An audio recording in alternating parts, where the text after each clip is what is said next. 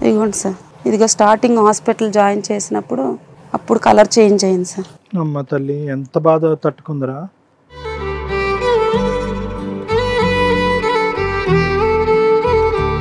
ఇంత కాలిన అమ్మాయి ఏడవలేదా సార్? పాప కూడా వచ్చింది ఒకసారి స్టేజ్ మీద. అలాగే రామ్మా.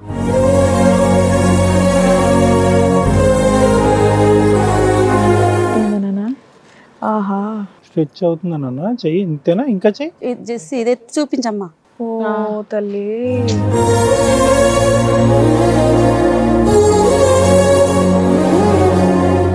ఇది ప్లాస్టిక్ సర్జరీ ఉంది మేడం. ఇంకొంచెం చేయించేది ఉందా? ఇంకోసారి చేయాలి నాన్న, ఇంకొకసారి చేయాలి. చెస్ట్ కూడా పూర్తిగా ఇక్కడ స్కిన్ తీసేసే వేశారు సార్ మొత్తం.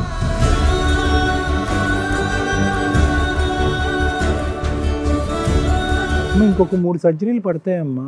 ఇంకో 2 సర్జరీలు పడితే మంచిగా అయిపోతుంది. ఎందుకంటే చిన్న వయసు కదా, హీలింగ్ స్పీడ్ ఉంది, చాలా ఫాస్ట్గా రికవర్ అవుతుంది ఈ పిల్ల. అంటే దెబ్బలు తొందరగా మానిపోతాయి. అరే ఈ కాలినప్పుడు ఎందుకు ఏడవలేదు నాన్న నువ్వు? నొప్పి తెలియలేదా? అమ్మ తిడతదేమో అని భయపడ్డావా? నొప్పి తెలియలేదు. నీ మటుకు నువ్వే వెళ్ళి వాటర్ దగ్గరికి వెళ్ళి వాటర్ పోసుకున్నావు కదా చల్లనీళ్ళు. ఎక్కడ నువ్వు దగ్గరికి వెళ్ళావా? నువ్వు దగ్గరికి వెళ్ళి పోసుకున్నావు. ఎక్కడ బాత్రూంలోకి వెళ్ళావా? అప్పుడు నీకు మంట లేదా? నీకు ఇలా అంటే నొప్పి వస్తుందా? నొప్పి ఉందా? నొప్పి లేదా? పెయిన్ సెన్సిటివిటీ తక్కువ ఉంది వీడికి, నొప్పి తెలియట్లే. డ్రెస్ వేస్తే పర్ఫెక్ట్ గా కనిపిస్తున్నావు. ఏం చదువుకుంటున్నావు? 5th class. స్కూల్ కి బాగానే వెళ్తున్నావా? బాగా చదువుకుంటున్నావా? గవర్నమెంట్ స్కూల్లో చదువుతున్నావా? మీ డాడీ వస్తున్నాడా ఇంటికి? లేదు. నీతో బాగుంటాడా మీ నాన్న? నాతో బాగానే ఉంటాడు. పలకరిస్తాడా? ఆడుకుంటాడా నీతో? ఇప్పుడు మాట్లాడుతున్నాడా? ఇప్పుడు మాట్లాడట్లేదు. నాన్న స్కిన్ ఇప్పుడు ఇలా అయ్యింది కదా బంగారం నీకు, మరి మంచిగా చేసుకుంటే బాగుంటుందని అనిపిస్తుందా నీకు? ఫ్రెండ్స్ ఎవరన్నా ఏమన్నా అంటారా? ఎవరు ఏమనరా? నీ స్కిన్ ఏంటి ఇలా ఉందని ఎవరన్నా అంటారా? లేదు. వాళ్ళు అంటున్నారని నువ్వు ఫీల్ అవుతావా? ఫీల్ అవుతావు కదా, మంచిగా చేద్దాంలే. అంటా సార్, నిన్నే అన్నది, నాకు ఇంకో జన్మ ఉంటే నాకు అలాంటి డాడీ వద్దు, మంచి డాడీ కావాలి. వాడితో ఏందమ్మా, వాడితో నా ఆరోగ్యం పెద్ద అయితే అందరు నాకు అంటారు కదా మమ్మీ అనేసి. నిన్నే మన డాడీ బాగలేకే కదా ఇంతవరకు వచ్చాము. అమ్మ మీరు ఏమేం కేసులు ఫైల్ చేశారు? కేసులు అవే మేడం మా బిగుండి మేడం. అదొక్కటే పోలీస్ స్టేషన్ కేసు అమ్మా, ఇంకేం వేశారు? ఇవే మెయింటెనెన్స్ ఒకటి వేసాం మేడం. అంటే ఇందులోనే 494 యాడ్ చేశారట మేడం.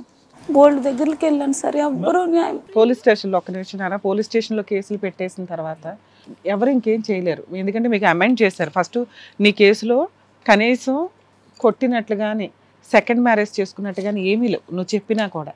మేబీ తర్వాత నువ్వు ఇంతమంది దగ్గరికి వెళ్ళటం వల్ల ఎక్కడో అక్కడ తర్వాత మీకు ఛార్జ్ షీట్ లో యాడ్ చేశారు 490. ఫస్ట్ ఈ కేసు పెట్టాను మేడం, ఇది పెట్టిన 18 అప్పుడు పెట్టినప్పుడు పెళ్లి చేసుకోలేదా? ఓకే. ఆ పెళ్లి ఇది పెట్టిన తర్వాత నేను అప్పటికే చెప్పాను, నేను ఇంకొక కేసు పెడతాను మీరు ఇలా చేసుకుంటుంటే, నీకు నచ్చింది చేసుకోపోయా అన్న ఆ అమ్మాయి అన్నది మేడం.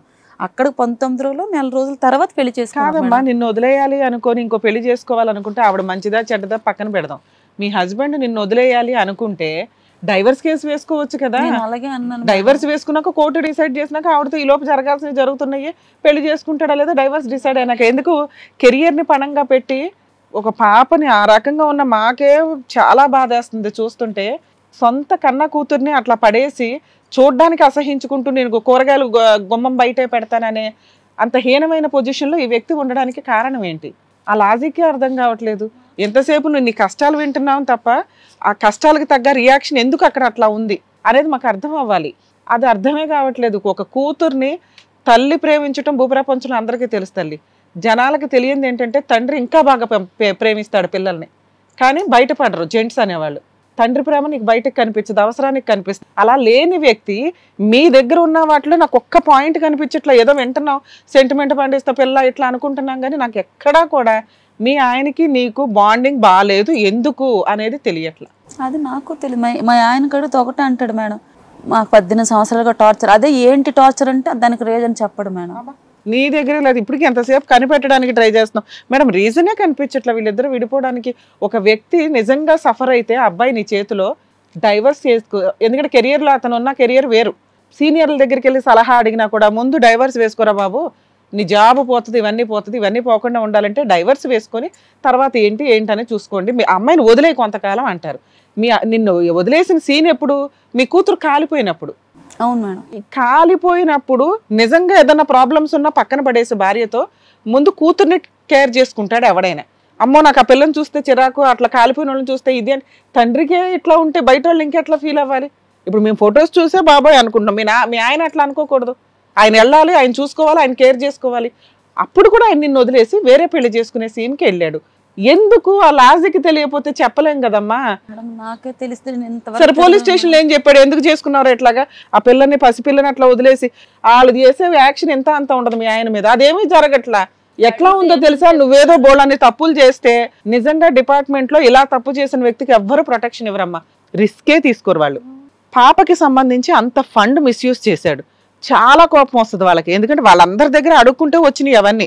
వాళ్ళందరూ మంచితనంతో అరే పిల్లకి ఇప్పుడు మనమే స్పందించేస్తున్నాం కదా, పిల్లకి ఏదైనా ట్రీట్మెంట్లు జరుగుతాయి, ప్లాస్టిక్ సర్జరీలు జరుగుతాయని 12 లక్షలు ఇస్తే 12 లక్షలు మిస్యూజ్ చేశారు.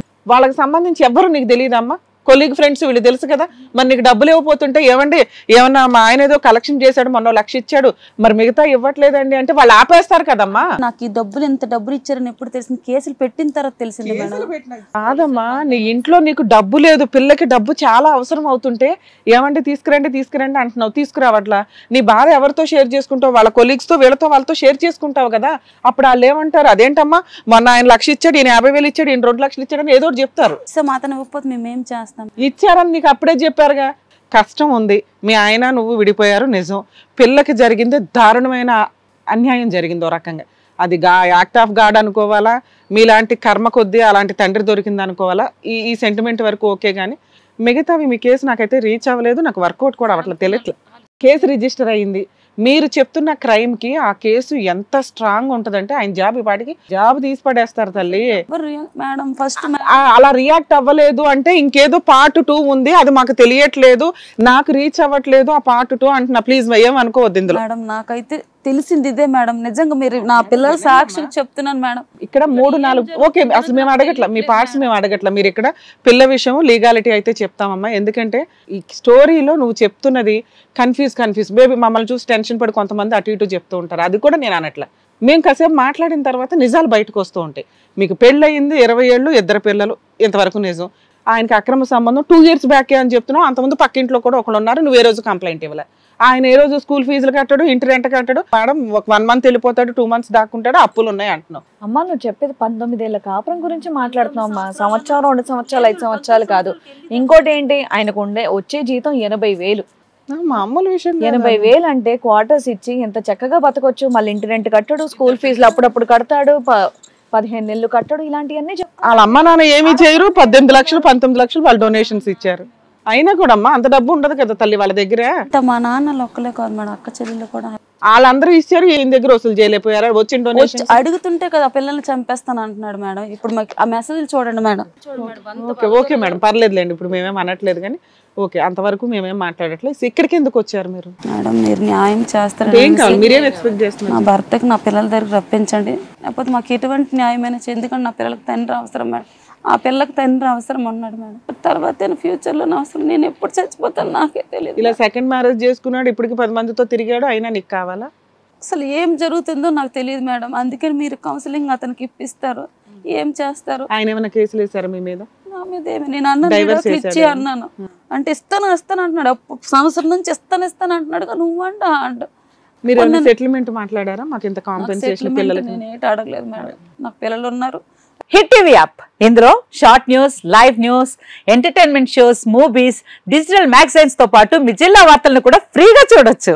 ఇంకెందుకు ఆలస్యం, వెంటనే హిట్ టీవీ యాప్ ని డౌన్లోడ్ చేసుకుని ఫ్రీగా ఎంటర్టైన్మెంట్ పొందండి. Hit TV app, hit TV app, please download hit TV app. Hit TV app ని ఫ్రీగా డౌన్లోడ్ చేసుకుని ఎంజాయ్ చేయండి. మీకు నచ్చిన ఎంటర్టైన్మెంట్ కోసం హిట్ టీవీ యాప్ ని ఫ్రీగా డౌన్లోడ్ చేసుకుని ఎంజాయ్ చేయండి. హిట్ టీవీ యాప్ ని డౌన్లోడ్ చేసుకుని ఆస్వాదించండి, ఆశీర్వదించండి. ఇంతమంది సెలబ్రిటీలు హిట్ టీవీ యాప్ ని డౌన్లోడ్ చేసుకోండి అని చెప్తున్నారంటే ఎంత మంచి యాప్ ఆలోచించండి.